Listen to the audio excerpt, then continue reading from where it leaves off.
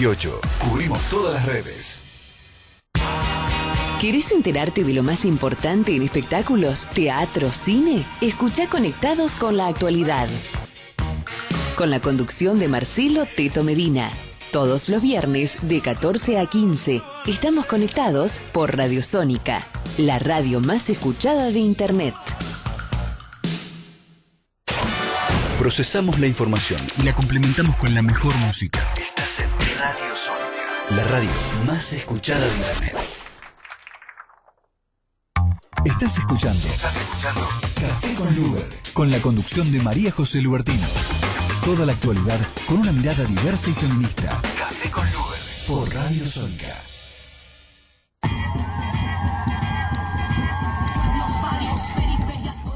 Hola, esto es otro lunes más de Café con Luber y estamos ya encaminando el año, aunque sea febrero, parece que la venimos trayendo desde el año pasado, las cosas que van pasando nos van llevando en un camino intenso, ¿no? La inflación, la disparada del dólar, vuelven los chicos a las clases ya en breve, la otra semana pasa el fin de semana largo y ya estamos con los chicos en el colegio, los chicos en la facultad, estamos tomando los exámenes, empiezan las clases, se vuelve difícil el presupuesto para empezar el año también. De todo esto vamos a estar hablando con nuestro amigo Alejandro López Mieres, nuestro columnista de economía.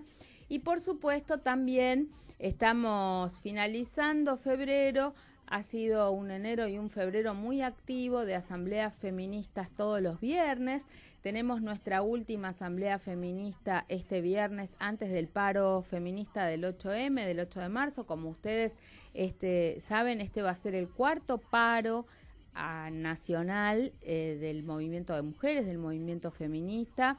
Estamos en una situación muy difícil donde muchos y muchas tenemos altas expectativas para que todas las organizaciones sociales y sindicales adhieran a este paro que está liderado por las mujeres, que no nos faltan motivos por los femicidios, por la violencia de género, por la no sanción de la ley de aborto legal, pero también por toda la agenda de temas económicos, porque la brecha salarial entre varones y mujeres se amplía cuando hay crisis, porque las mujeres que no se jubilaron o que no nos jubilamos estamos viendo si sobrevive el sistema previsional y podemos llegar a jubilarnos, porque a las jubiladas les recortaron, porque a las mamás que tienen niños en edad escolar o que tienen chicos con discapacidad, la vida se les complicó, se retiraron muchas pensiones.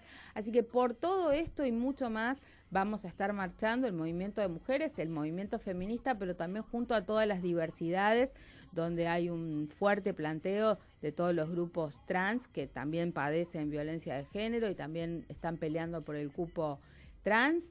Y por supuesto, bueno, vamos a estar acompañando todas estas demandas este viernes en la Asamblea Feminista, que se hace como todos los viernes a las 18 horas en el Galpón de Chacarita.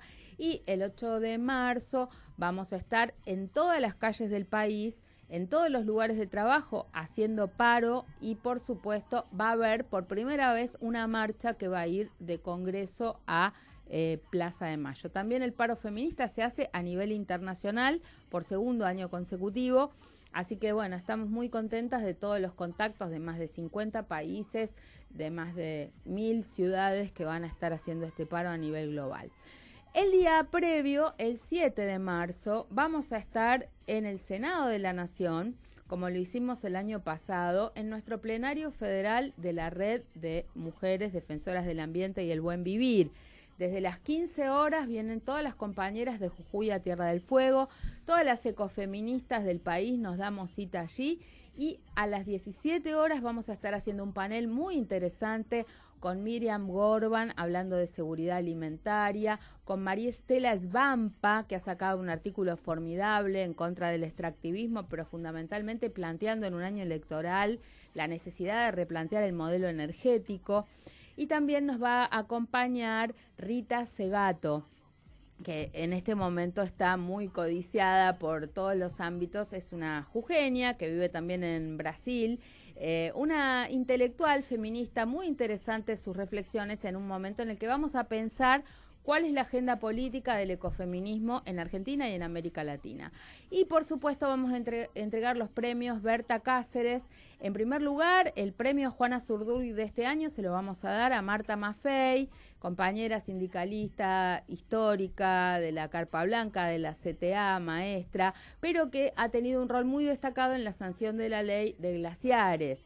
Como ustedes saben, esta ley es fundamental porque se hizo un inventario de glaciares, pero toda la minería extractivista está poniendo en riesgo y en vilo el cumplimiento efectivo de esta ley, así que es un momento más que oportuno, no solo para reconocer a Marta por su trabajo, sino para discutir y rediscutir y volver a poner en la agenda política este tema.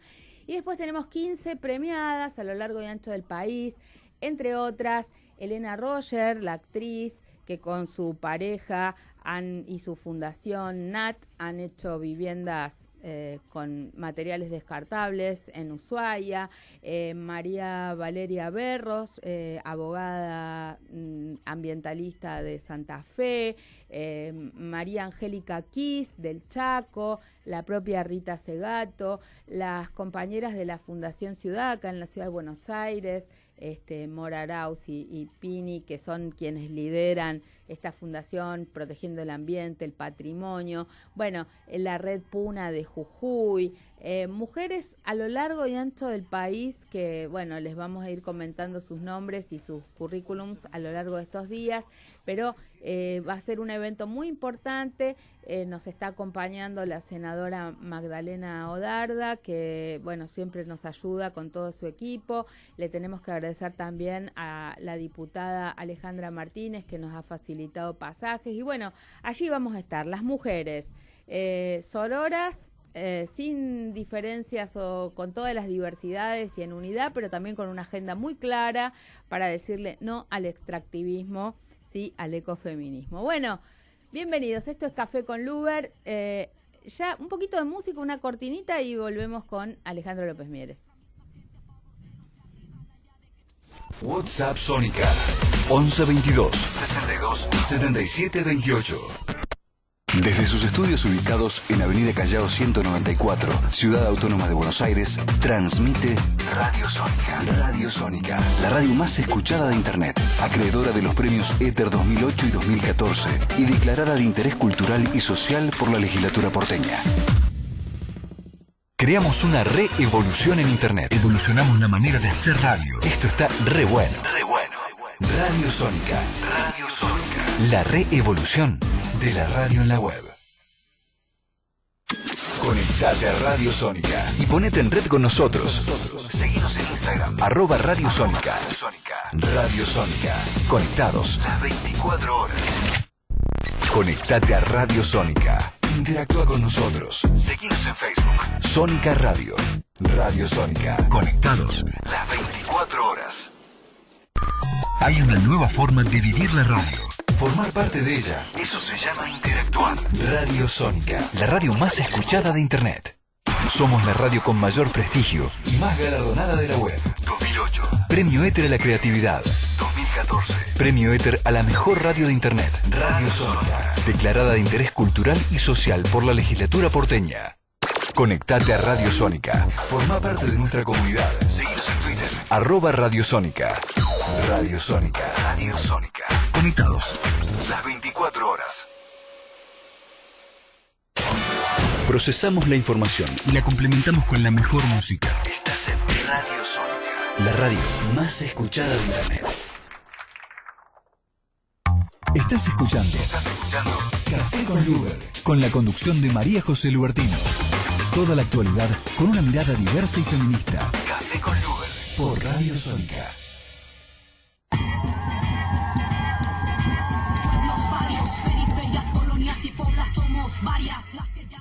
Bueno, como te contábamos, estamos en Café con Luber y vamos a hablar un poco de cómo estamos en la economía para este año 2019 con Alejandro López Mieres, nuestro columnista económico.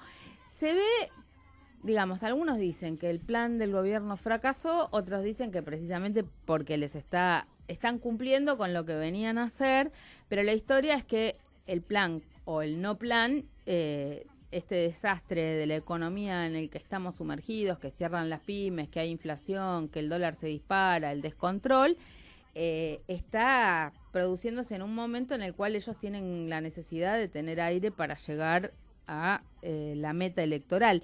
Veía en los medios de comunicación que estaban hablando de un plan para llegar a la elección.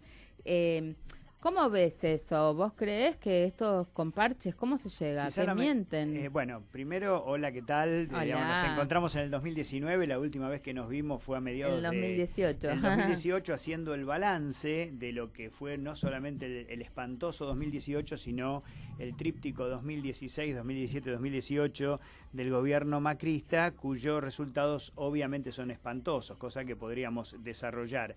Pero creo que en respuesta a lo que me decís, la mejor definición la dio un amigo del gobierno, que es el economista Carlos Melconian, cuando definió el plan económico como plan picapiedra. Yo, quiero decirte que en función de lo que pasó en el 2018, el gobierno decidió entregarle llave en mano al Fondo Monetario Internacional toda la política económica, la política monetaria y la política fiscal. Los resultados de eso, digamos, de haberle entregado llave en mano, es la falta de grados de libertad, inclusive para el mismo gobierno, como para llegar más o menos dignamente, con cierta tasa de crecimiento, con cierto bienestar social a las elecciones. Cuando vino el fondo, se reunió, además de con el gobierno, con otros referentes políticos, con Axel Kicillof, con Massa, de lo que haya trascendido en esas conversaciones. ¿Vos creés que hay distintas visiones en relación a la relación del FMI, al endeudamiento? Lamentablemente no. No. ¿Por qué? Yo creo, más allá, digamos, de los bizcochitos, casi hago un chivo, digamos, los bizcochitos con grasa de Axel, a mí me parece que esas reuniones de la conducción de la conducción técnica del Fondo Monetario Internacional tuvieron el objetivo de ir testeando en la oposición y advirtiendo, porque obviamente tienen sus cuadros técnicos acá y sus cuadros informantes, advirtiendo el desgaste del gobierno y de alguna manera la posibilidad bastante cierta de que el gobierno no gane las elecciones, de ver la continuidad del plan del Fondo Monetario, porque más allá de quien gane en octubre y asuma en diciembre, ese plan va a seguir existiendo. ¿Por qué? Porque Argentina se hipotecó en 57.500 millones más que va a tener que devolver con el Fondo Monetario, que va a tener que devolver entre el 2020 y el 2023. Supuestamente con el objetivo de que no haya una espiral inflacionaria, con el objetivo de que el dólar no se dispare y con el objetivo de que no haya un default.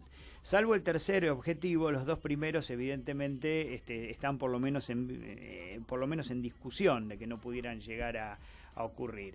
Pero estas reuniones me parece que tuvieron como objetivo testear qué va a hacer la oposición para adelante en una dimensión muy particular, que tiene que ver con las reformas estructurales, o sea, la segunda parte de lo que sería el plan del Fondo Monetario. Este plan picapiedras, que lo define así Melconian, tiene una estructura muy rígida de política monetaria, muy rígida de política fiscal, pero tiene una segunda pata, que es la reforma laboral y la reforma previsional, fundamentalmente, que es una cosa que creo que el gobierno dada su debilidad política en este momento, va a postergar para después del 2019, cuando la cosa ya por lo menos se haya barajado. Y a mí me parece que estas reuniones del Fondo Monetario con la oposición tienen ese sentido, o sea, de ir testeando cuáles van a ser las posiciones de los distintos grupos que potencialmente podrían llegar a asumir la presidencia a partir de diciembre del 2019 respecto a estos temas. Por supuesto que la posición de Lavagna no debe ser la misma que la de Axel Kicillof, pero lo que sí veo es que la herencia que va a recibir el próximo gobierno respecto a la hipoteca que tiene que ver el acuerdo con el fondo va a ser muy difícil de solventar para el resto de la población. ¿En qué números de endeudamiento estamos? Bueno, desde el punto de vista de valores absolutos, estás en un endeudamiento, hay números oficiales hasta el tercer trimestre del 2018, estás en el orden de los 330.000 millones de dólares, que representaban en ese momento, dada la devaluación que hubo, un 95% del Producto Bruto Interno. Yo quiero destacar que de esa deuda, en realidad, solamente un 55% está en manos de sector privado, o sea, de acreedores privados mediante bonos y de organismos internacionales. El resto está en manos el otro 40% del PBI está en manos de agencias del sector público, fundamentalmente Banco Central y Fondo de Garantía de Sustentabilidad de ANSES, donde se supone que esas deudas son refinanciables. Esto es toda una discusión, ya lo discutimos durante mucho tiempo, porque en realidad, por ejemplo, en el caso del Fondo de Garantía de Sustentabilidad, todo lo que tiene que cobrar de intereses o de amortización por bonos del Tesoro los vuelve a reinvertir en el Estado. Ahora, los jubilados pregunta. No ven esta plata. La pregunta es esta. Tanto el gobierno anterior como este utilizaban dinero del ANSES. ¿Cuánto del dinero del ANSES se está utilizando ahora para el endeudamiento? Bueno, acá esto es una cosa que bueno, me bien, parece que hay que aclararlo. Mal, es ético, los jubilados aportaron toda la vida, esa es guita de los jubilados, a mí me parece, se usa para otra cosa. Claro, bueno, pero está bien, pero en el momento que se hace la reforma, que se hace en dos partes, 2007 fue, pero la más importante obviamente la del 2008, cuando se eliminan las AFJP y los fondos acumulados pasan en un 100% a la administración de ANSES, eso supuestamente es un fondo de compensación que en el caso de que haya un desfasaje en el pago a las jubilaciones, pero también se usó el argumento del ciclo virtuoso de la economía, o sea que es un fondo que podía estar al servicio de políticas públicas de ese momento, sea digamos, de pagos de deuda o fundamentalmente de estímulo a ciertas actividades productivas, como por ejemplo lo que fue el plan Procrear, o por ejemplo el tema de las computadoras para los alumnos de los colegios. O sea, políticas sociales que determinaron, o sea, que eran solventadas también con fondos de ANSES. Pero específicamente te quiero contar que desde que se estatizaron los fondos, o mejor dicho, ya desde las AFJP en adelante, el porcentaje que había de títulos públicos dentro de esa bola, de ese paquete, siempre fue el mismo. No, siempre fue el mismo. O sea, estaba al orden de alrededor del 60% del total. Podía bajar un poquito o subir un poquito.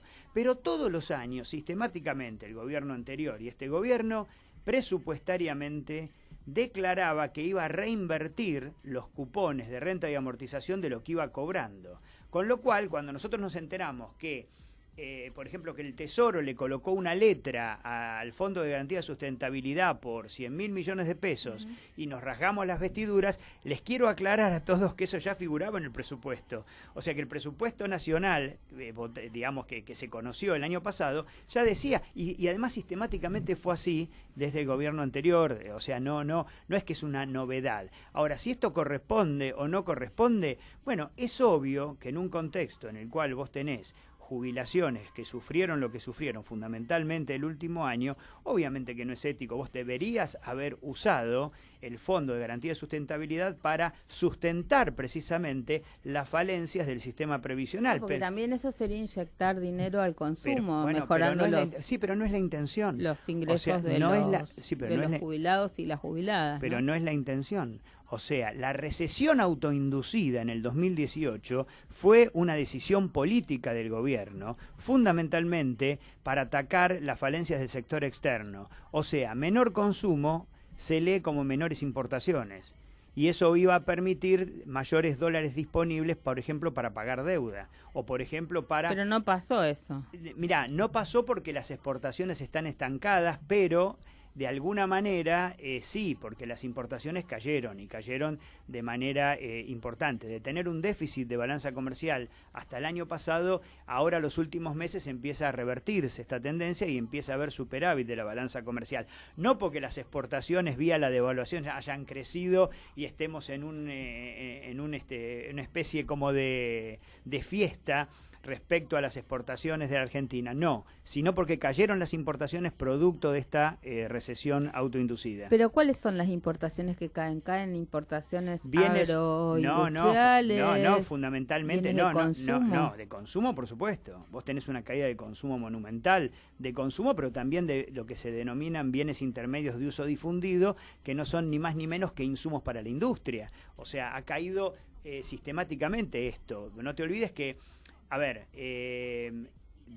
cuando yo digo que el plan del Fondo Monetario Internacional tiene como objetivo, con el tema de lo que fue la devaluación y lo que fue la caída en términos de medido en dólares de los salarios, de la caída del consumo, para ajustar los números del sector externo, de alguna manera es un punto exitoso para el gobierno, porque cuando uno analiza los últimos meses del sector externo, los gastos por turismo bajaron a la mitad de lo que era hace exactamente un año.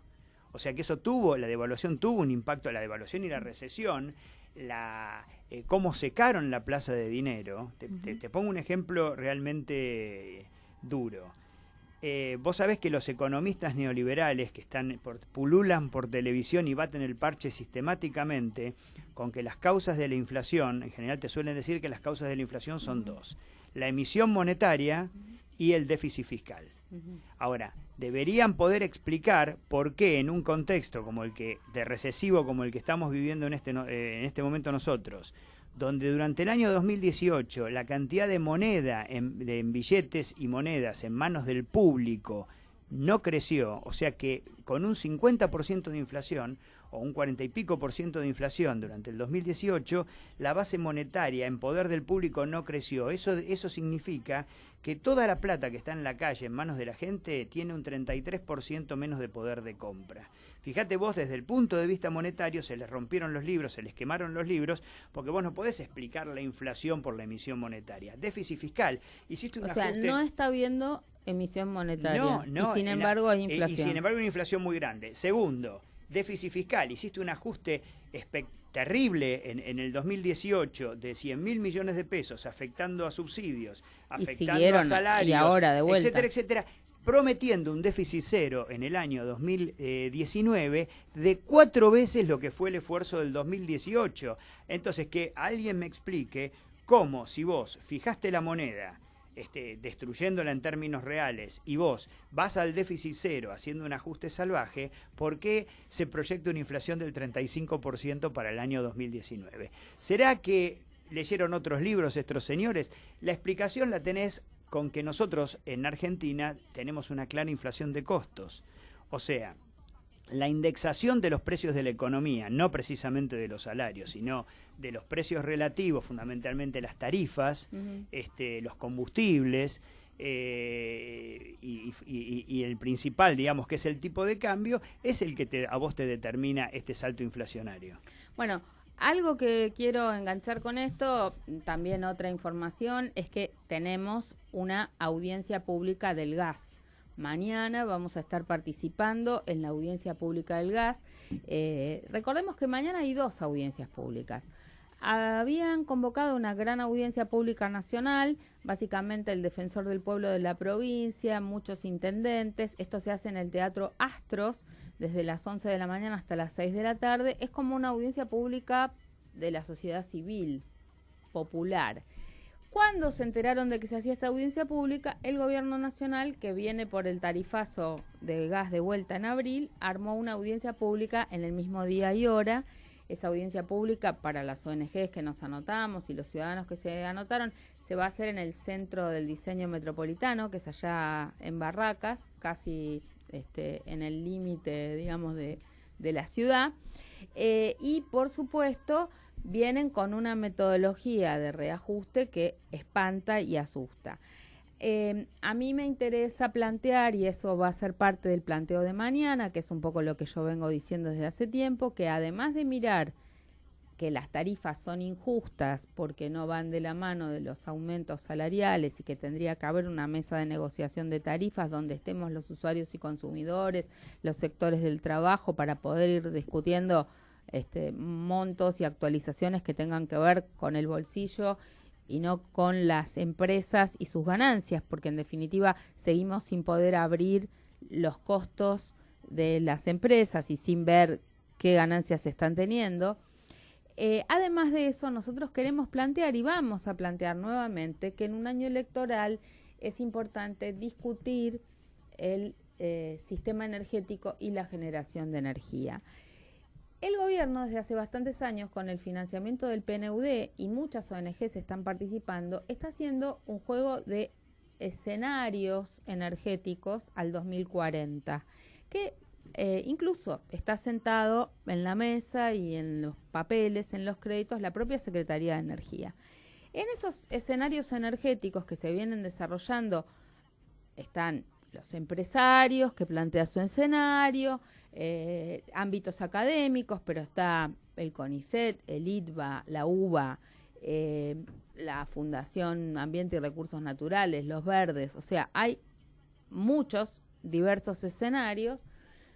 Se pueden plantear alternativas de generación de energía que tengan que ver con mayores grados de sustentabilidad y que son aceptables científicamente y que nos harían menos rehenes del extractivismo y de los combustibles fósiles que nos ponen en esta situación en la que estamos.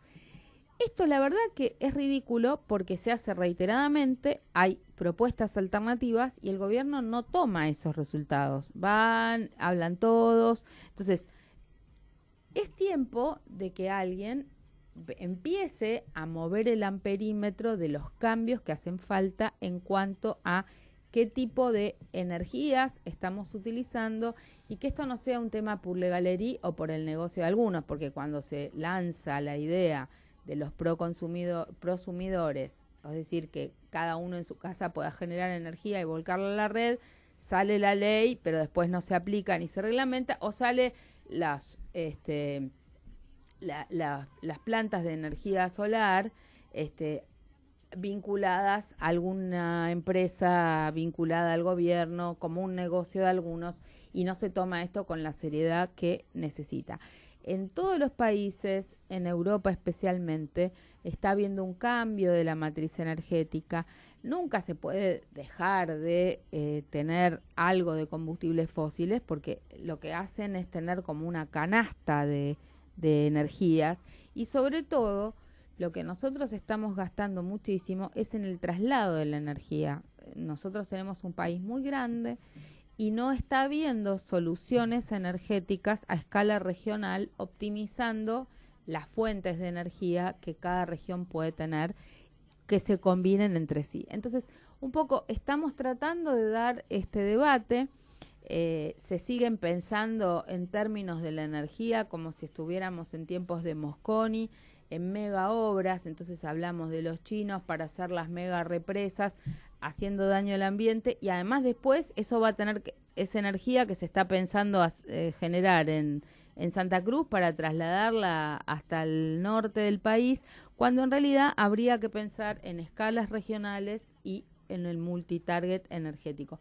Pero bueno, de esto vamos a estar hablando en la audiencia pública de mañana, más allá de plantear el tema de las tarifas y el disparate de los aumentos de las tarifas, ¿no? Pero también es cierto, digamos, que por ejemplo el emprendimiento más importante en Argentina, que es Vaca Muerta, atraviesa transversalmente de todos los gobiernos. Bueno, está muy grave la situación con eso. Sí, por supuesto, digamos, no precisamente por los buenos motivos. Es una forma, digamos, de generación de energía sustentable, pero sin embargo ningún gobierno renuncia. Por eso te digo, no lo es precisamente, pero ningún gobierno renunciaría a eso. Por otro lado, volvemos al tema de la relación tarifaria con el salario, ¿no? Si la misma generación ya tiene un subsidio de $7.50 por millón de BTU, ya a partir de eso, imagínate cómo viene la secuencia. Entonces, a ver, yo no sé si la solución es la estatización directa de toda la cuestión energética en la Argentina. No, nadie piensa en eso, pero las empresas tienen que ir virando en su generación de recursos. Lo que pasa es que las empresas son autónomas respecto a las fuentes de rentabilidad, o sea, lo que los mueve es eso, no precisamente el bienestar de la gente. A ver, vos necesitas cierto apoyo político, cierto, digamos, margen cultural de época para hacer el traspaso que hiciste y la punción sobre los salarios a las tarifas en los últimos 3 años. O sea, haber sacado ingreso disponible de gente que incluso estaba en situación de pobreza para pagar tarifas no suena muy razonable. Y los efectos secundarios lo tenés en el consumo colectivo, cómo bajó el consumo de alimentos o bienes básicos, a partir de cómo se fue funcionando por 2 motivos el salario: por el endeudamiento familiar, pero fundamentalmente por los tarifazos. Yo creo que, a ver, la gente no puede dejar de tener luz, agua, lo básico, calefacción o refrigeración. Vos pensás en las provincias. Bueno, pero es del un sur, servicio ¿no? esencial, es un servicio A ver, público esencial. El tema es que nosotros venimos planteando de que además de servicios públicos son derechos humanos. La Corte consagró al agua como un derecho humano básico. Ahora nosotros desde Cuenca, Matanza, Riachuelo estamos planteando el tema del aire, pero Naciones Unidas tiene dicho que el básico, el mínimo para que una vivienda sea tal, incluye dentro del derecho a la vivienda el acceso a la iluminación o la calefacción o la refrigeración, poder tener conectado una heladera, una computadora, las cosas básicas de la vida. Ahí estuvo el ex ministro de Energía diciendo que no era un derecho humano el acceso a la energía, lo cual es bochornoso. Eso también seguramente va a estar sobre el tapete en la agenda de mañana. Pero en realidad es lógico que lo haya dicho, es razonable, Bueno, como un emergente digamos, como un CEO de una empresa privada, es lógico que lo diga. ¿Por qué? Porque si vos definís un servicio público como un derecho humano, ¿puede un Estado terciarizar el servicio de un derecho humano? No, sí puede. El servicio, mientras se garanticen, y el Estado tiene que controlar que no se... a ver... El control no es garantía. Todo esto es un gran debate, ¿sí? Si me preguntas a mí, con una perspectiva ecologista, desde nuestro punto de vista, habría que desmercantilizar todos los bienes comunes de la naturaleza, porque al paso que vamos, que terminamos comprando el agua embotellada y se paga, porque hay gente que no puede acceder a agua potable en condiciones naturales, nos van a terminar cobrando el sol y el aire al paso que vamos. O sea, ahora estamos solamente con... Pero ¿qué mecanismo político de desmercantilizar en el auge de la globalización neoliberal vos tenés que no sea una intervención estatal fuerte? No, el Estado tiene que estar presente y el Estado debe regular las condiciones mínimas y garantizar las condiciones mínimas y ponerle reglas de juego a las empresas en todos los casos. Vos pensá que no solamente hablemos de esto, hablemos también del transporte.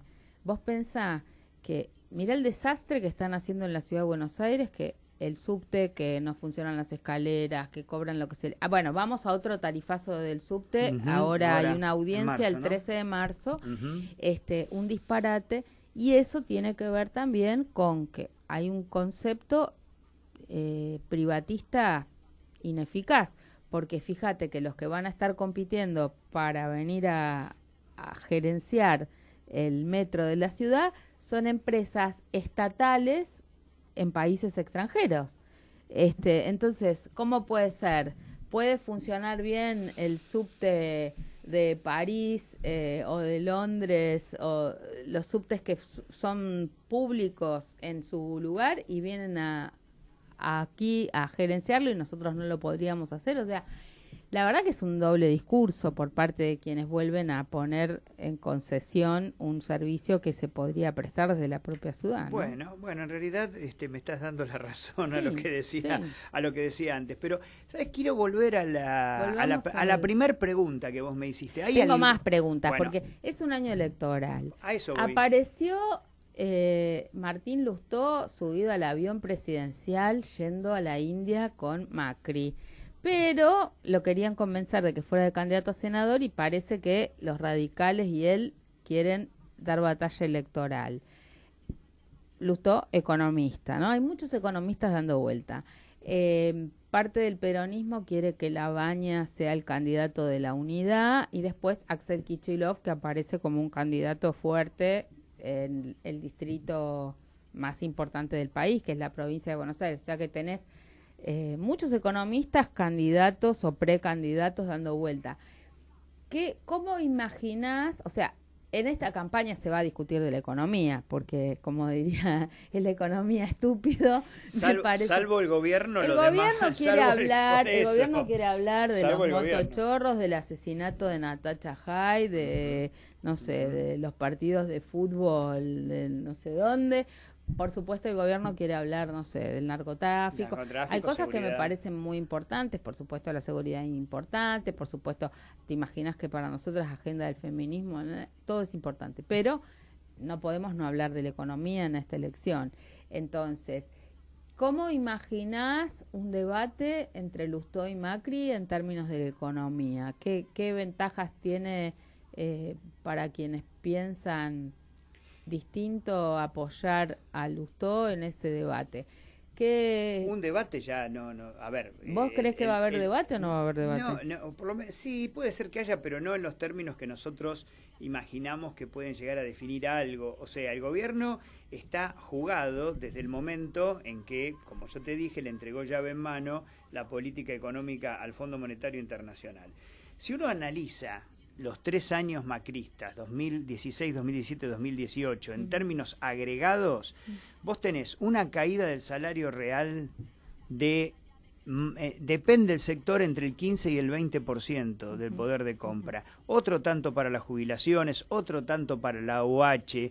O sea, el golpe al salario ha sido espantoso y no solamente sobre el salario real, sino específicamente de lo que es la cartera de consumo de los sectores más humildes, porque, por ejemplo, la canasta básica subió más que la inflación. Por ejemplo, en el año 2018 la canasta básica está en el orden del 55% con una inflación del 48% aproximadamente. O sea, estoy hablando de cosas que son superinflación que son básicas. Básica. Ahora, ¿qué pasó en el gobierno macrista? Cuando nosotros queremos explicar estos 3 años, bueno, ¿sabés cómo se explica? El sector externo te lo explica perfectamente bien. Se fueron de la economía 124.000 millones de dólares. ¿A dónde? Un monto, bueno, se fueron entre turismo, o sea, servicios de turismo, intereses, remisión de utilidades al exterior y fundamentalmente fuga. La fuga alcanzó a los 60.000 millones de dólares en esos 3 años. ¿Cómo fue compensado todo esto? Bueno, fundamentalmente con endeudamiento. O sea, entró fundamentalmente endeudamiento estatal, pero también entró dinero por el famoso carry trade, o sea, lo que fue la especulación financiera para aprovechar las tasas de interés fuertemente positivas de la economía. De eso mucho se fue, pero todavía hay algo dentro de... El Fondo Monetario Internacional aportó solamente en el año 2018 28.500 millones de dólares y promete mucho más para adelante. O sea, todo ese colectivo que se fugó, que desapareció de la economía argentina, fue deuda, es subsidiado con deuda que nosotros lo pagaremos en el futuro, nosotros, nuestros hijos y nuestros nietos. Entonces, cuando haya que estudiar, digamos, para atrás estos 3 años, no queda absolutamente nada bueno. Por eso, tampoco se puede hacer una proyección para lo que queda, resta del 2019, que el gobierno puede esperar algo distinto. Eso también es central. ¿Por qué? Porque tiene las manos atadas para hacer lo que pasaba en los años electorales, hacer lo que se llamaba populismo monetario, populismo fiscal, como para conseguir votos. O sea, vos tenés un corte de la obra pública a partir de, lo tenés en el 2018, lo tenés presupuestariamente para el 2019. ¿Recortaron obra pública para el 2019 o la mantienen para No, tenés recortes nominales, no ya, digamos, reales, porque la inflación va a tener su impacto. Nominales. La inflación presupuestaria es del 23%. ¿Qué obra pública se recorta? ¿Vivienda en la ciudad viene bajando? A ver, prácticamente vos vas a tener un corte sistemático, rutas, energía, o sea, eso es corte sistemático, corte de los subsidios y fundamentalmente... Bueno, le transfirieron a las provincias también educación... el tema de hacer los subsidios... Bueno, pero también hay algo en lo que es el acuerdo con el Fondo Monetario Internacional, algo que va más allá de los números y más allá de los sueldos, del sector público, de las jubilaciones, y que tiene que ver con cómo el Estado se va corriendo de sus funciones básicas. Ciencia y técnica, vivienda, o sea, el corrimiento del Estado en función de que venga el mercado en el futuro para ocupar los lugares donde el Estado, digamos, se va corriendo. Este es el efecto político directo. Ahora, ¿qué es lo que puede esperar el gobierno? Bueno, en ese sentido nada. ¿Por qué? Porque este plan picapiedra, vuelvo a la definición de Melconian, es lo suficientemente rígido como para que no pueda hacer ninguna modificación. ¿Qué te quiero decir? Política monetaria. La base monetaria, esta plata que yo te decía que está en manos de la gente, se tiene que mantener constante. A menos que el Banco Central pueda comprar dólares.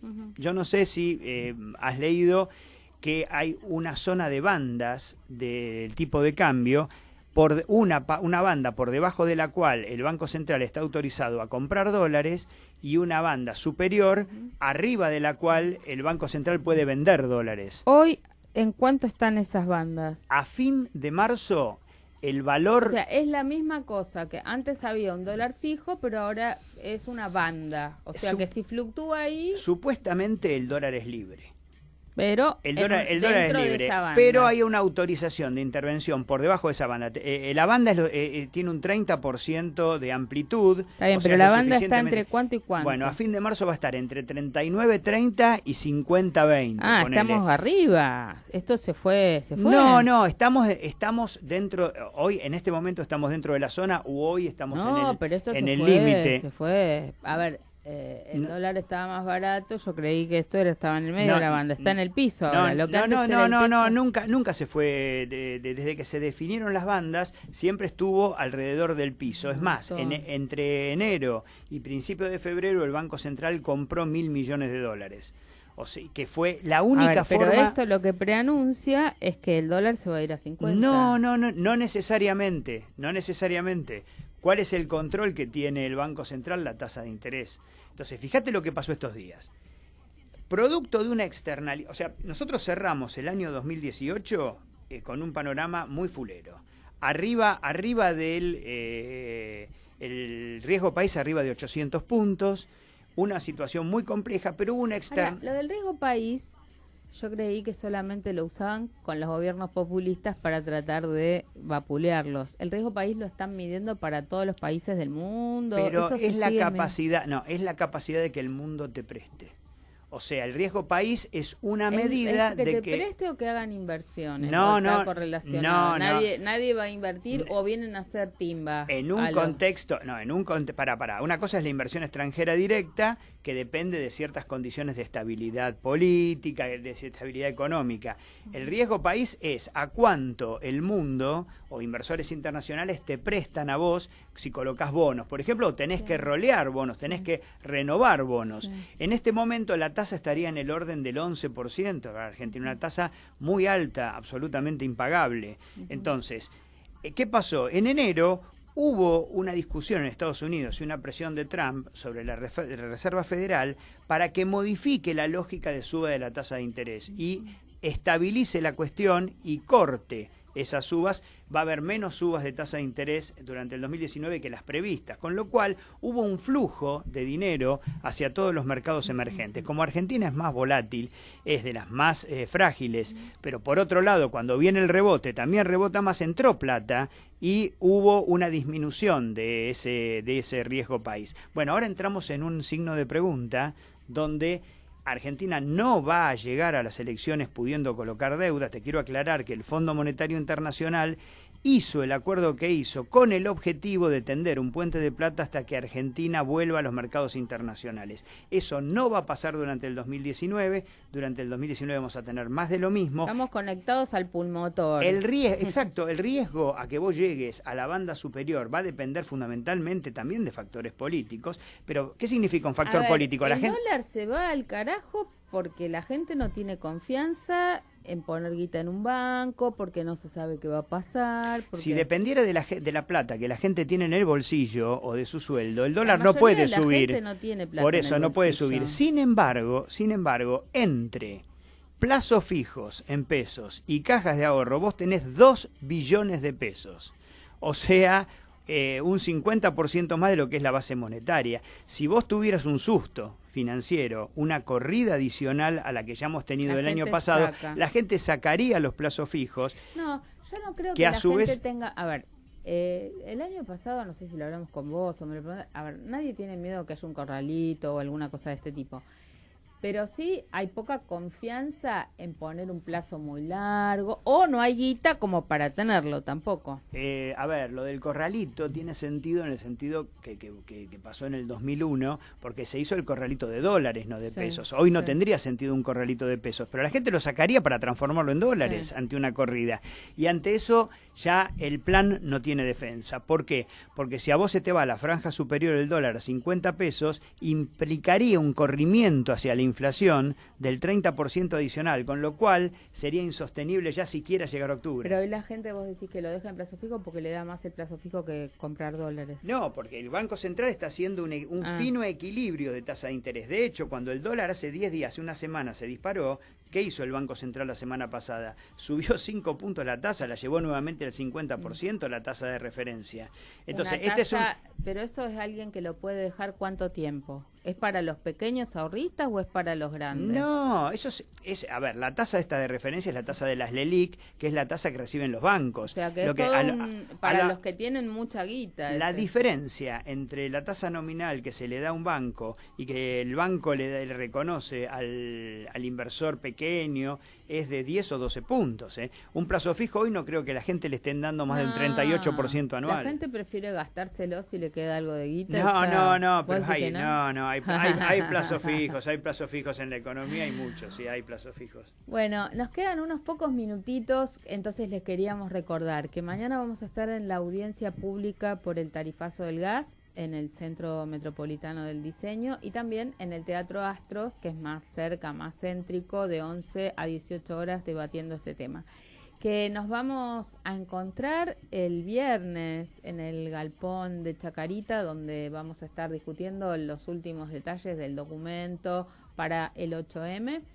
Y por supuesto que las invitamos a todas y a todes el 7 de marzo en el Senado de la Nación, donde vamos a estar desde las 15 horas en el plenario de ecofeministas de Jujuy hasta Tierra del Fuego, de la Red de Defensoras del Ambiente y el Buen Vivir, y que fundamentalmente a las 17 horas tenemos ese fantástico panel con Rita Segato, Maristela Esbampa, Miriam Gorban, y que vamos a estar premiando a destacadas 15 mujeres encabezadas por Marta Maffei, Elena Roger, la gente de la Fundación Ciudad, de la Fundación Crecer, la gente de la Red Puna, María Valeria Berros, entre María Angélica Kiss, entre tantísimas otras a lo largo y ancho del país, que realmente estamos muy felices de que puedan venir y acompañarnos en esta entrega de premios Berta Cáceres, conmemorando a quien fuera asesinada en Honduras y que todo el feminismo latinoamericano recuerda en estas fechas previas al 8 de marzo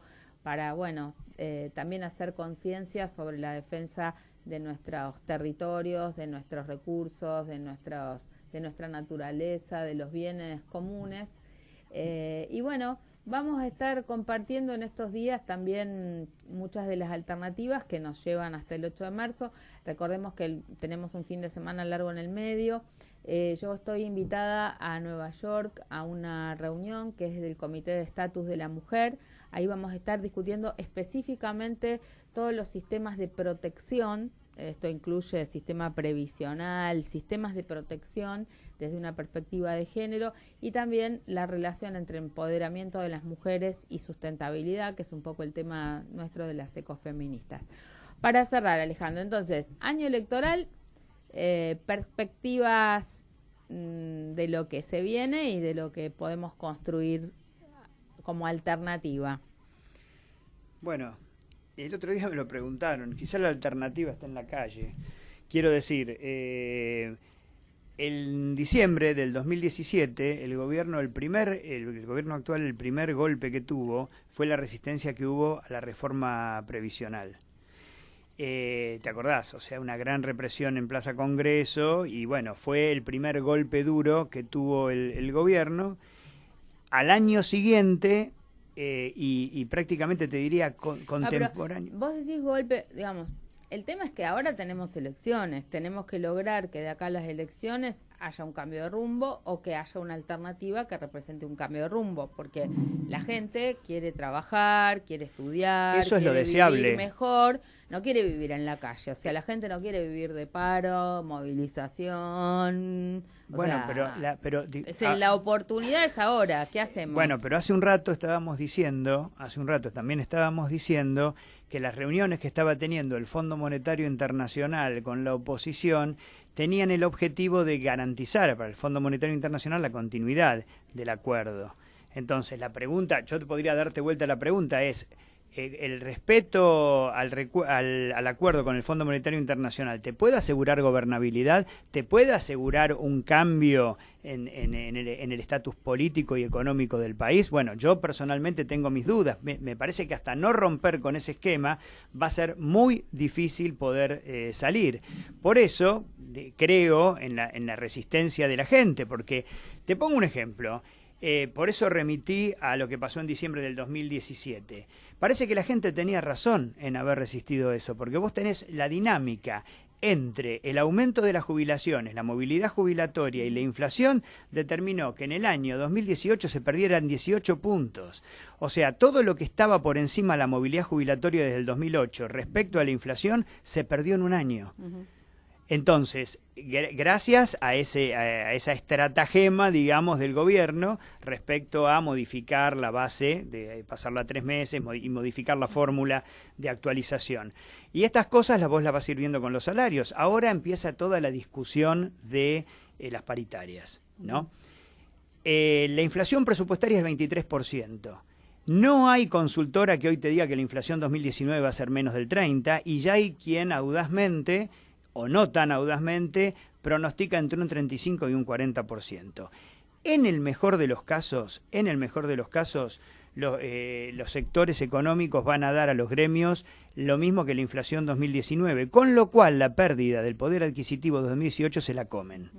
Entonces, ese orden social injusto no se puede, digamos, consolidar como sentido común. ¿Cómo vos lo revertís? Lo revertís políticamente. Vos decís, bueno, tenemos que construir, sí, efectivamente hay que construir una unidad, hay que construir una decisión colectiva de romper con este esquema, pero hay que romperlo. Bueno, con esto nos vamos por hoy. Fundamentalmente no está claro el panorama, pero la idea central es que cada uno de nosotras y nosotros y nosotres trabajemos, que no estemos solos, que no estemos aislados, que nos nucleemos en los partidos políticos, en los espacios colectivos, en los sindicatos, en las organizaciones sociales, porque lo importante es que haya debate sobre estos temas, que nos organicemos para decirle no al tarifazo, que nos organicemos para decirle no a la venta de tierras, que nos organicemos como movimiento de mujeres para las cosas que estamos reclamando, que tienen que ver con no a los femicidios o sí al aborto legal. Me parece que cuando actuamos en colectivo nos potenciamos, hay solidaridades que nos acompañan en las dudas, en las tristezas, en las reflexiones, en los momentos críticos, y sobre todo, además de esto que tiene que ver con lo teórico, hay gente que la está pasando muy mal en concreto, en carne y hueso. O sea, cada vez vemos más personas en la calle, cada vez vemos más personas que están perdiendo el empleo. Entonces también, viste, si en tu cuadra ves que alguien duerme en la calle, acercarte y ayudar con lo que se pueda. Si vos ves que hay una fábrica en tu barrio o en tu cercanía que perdieron el laburo, ver cómo se puede colaborar. Está la gente armando fondos para bancar a los compañeros. Si hay una pyme que está parando de trabajar pero que tiene trabajadores, aguantar a ver si podemos entre todos sostener que la gente no pierda su empleo. Yo creo que hay no solamente que teorizar y que opinar, sino también hay responsabilidades éticas de cómo encarar este momento, ¿no? Me parece que nosotros que somos docentes, nosotras que somos docentes, podemos tener conductas y actitudes también al transmitir capacidad crítica a nuestros estudiantes. Los chicos, las jóvenes, los jóvenes, creo que son un gran motor para los cambios que faltan.